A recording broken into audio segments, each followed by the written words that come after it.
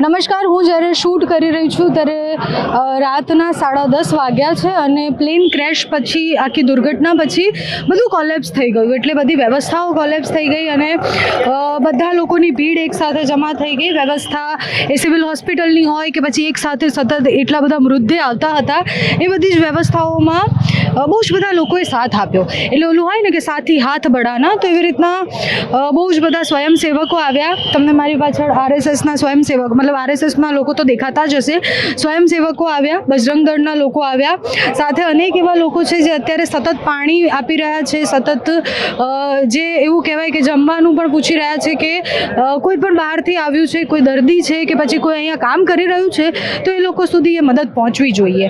આવી દુર્ઘટનાઓ થાય ત્યારે આપણે બધું જ જોઈએ છે કે કેટલું બધું ખરાબ થઈ રહ્યું છે, કેટલા બધા લોકોના મૃત્યુ થયા છે. એ બધી જ ઘટનાઓ વાસ્તવિક છે, એ બધું જ દુઃખદ છે.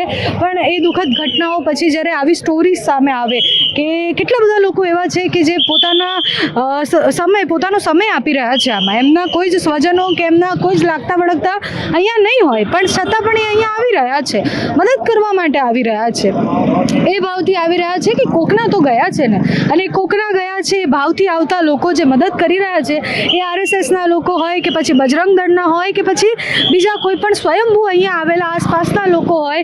અનેક સંસ્થાઓ એવી છે કે જે અહીંયા ઠંડુ પાણી, શરબત આપવા માટે આવી છે. એ બધાને જોઈને એવું લાગે કે આ આપણું ભારત છે અને આપણે ખાલી બોલવામાં જેવું નથી કહેતા કે બધા જ આપણા ભાઈ બહેન છે, આપણે એ નિભાઈએ પણ છીએ જ્યારે આવી દુર્ઘટના થાય.